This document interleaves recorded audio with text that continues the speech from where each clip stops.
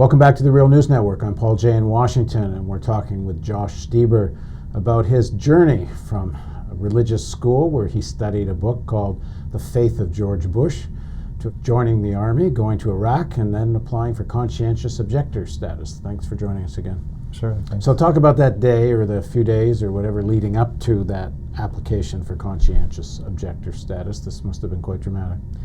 Yeah, well, I actually didn't know what conscientious objection was until I got back from Iraq, and I knew I had to act. So you finished your tour of duty. Right, I finished my tour with all these questions going on in my mind and knew I had to start changing things, but wasn't sure how extreme I would go with this until we got back and I got to spend a month back home with my family. And that process for me literally brought everything back home as I started to imagine all the different things that we had done to other people's families for the last 14 months going on to my family, and not just these big headline catchers like, you know, what you see in the WikiLeaks video. Obviously that stuff goes on, but sometimes even the smaller things of what we were doing on a day-to-day basis of searching through people's homes, and people would often be disrespectful in that and just, you know, told to search for weapons. So you go in a house and you tear it apart looking for weapons or anything suspicious. And I know, you know, people in my neighborhood growing up who, if that happened to their home, they would have some probably pretty passionate responses to that, and other little things like, you know, if we were driving down the street, somebody might think it was funny to swerve into a mud puddle and splash an old lady with mud, or when we were going into a house to pull the head off a baby doll that a kid was holding and hand it back to the kid. And again, it's like, that's not going to make, you know, the front page of the newspaper, but you start to think, well, what if that was my mom that got splashed with mud, or what if that was my little sister whose baby doll got ripped apart? How would I feel about that? And so it got down to this very simple idea of doing unto others, and I knew I wouldn't want other people to do to me. Now, in this kind of culture that it's, you know, it's relatively acceptable to shoot civilians.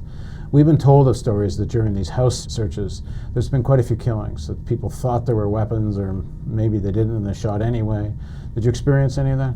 Not that I can remember offhand of something specifically in a house search, but again, it was sometimes even the smaller things that would affect me, like just how we treated the locals when we went into their house, and knew that if that kind of thing went on back here, that, you know, most people I know would be up in arms about that. So you're reaching kind of a crunch point for you, because you're going to have to decide if you're going back or not. Right.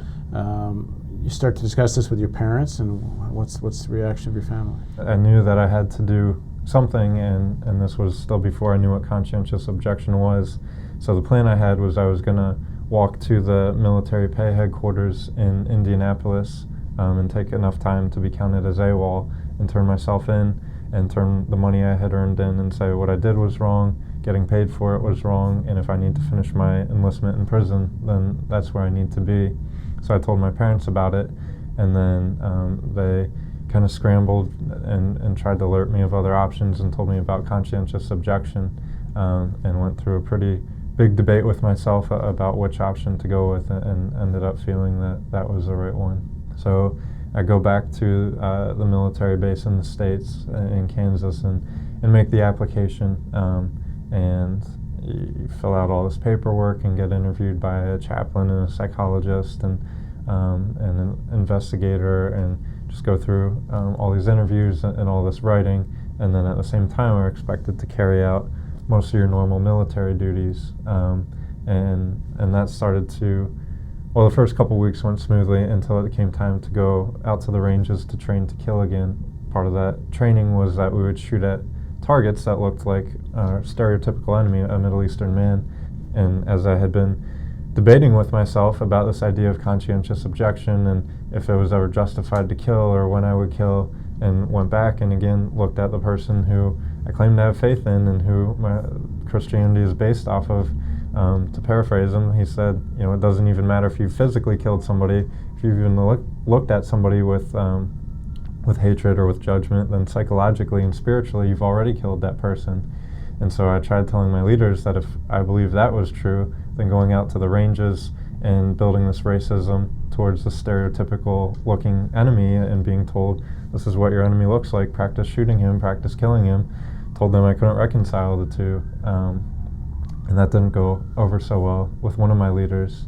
And he got really upset with me and started calling me a terrorist and a traitor and a lot of interesting names along with that he knew.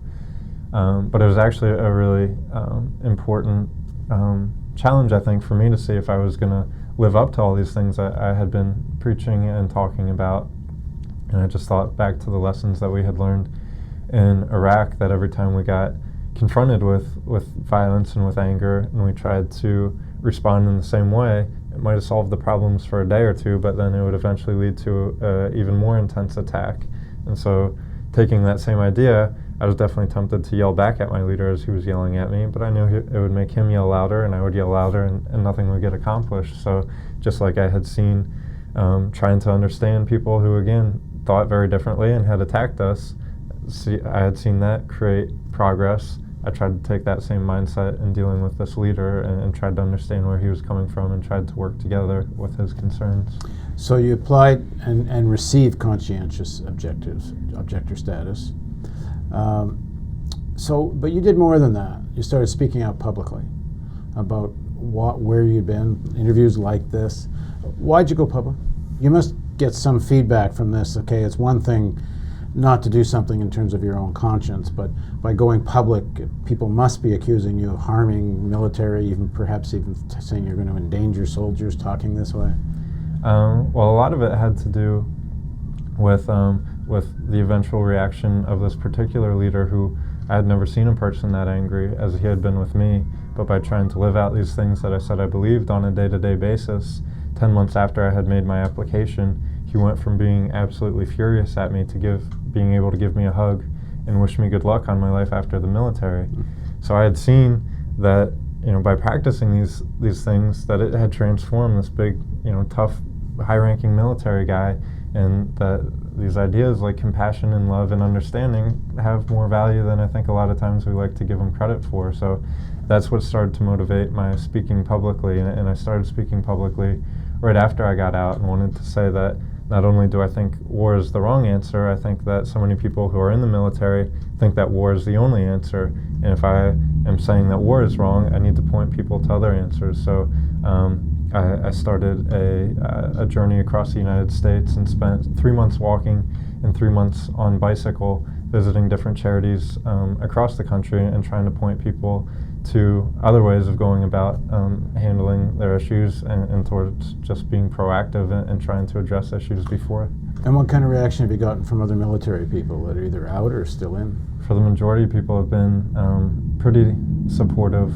My friends who are still in the military have some fundamental differences of belief with me, but still have respect for what I'm doing and what I've said, and I have respect for their desire to try to serve their country and try and do what they feel is right, and seeing their dedication inspires me all the more to try and Are people surprised when they hear the stories of this from boot camp, and once you're there, this sort of creation of the culture of the acceptability of killing civilians?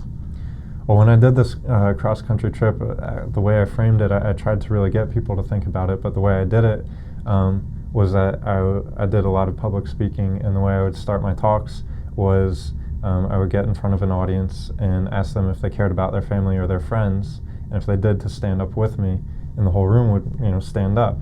And then I'd say this was an important decision or important factor in the decisions that I made.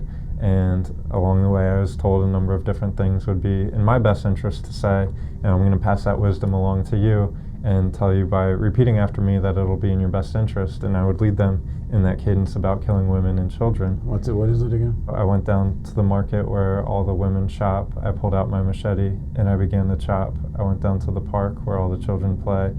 I pulled out my machine gun and I began to spray.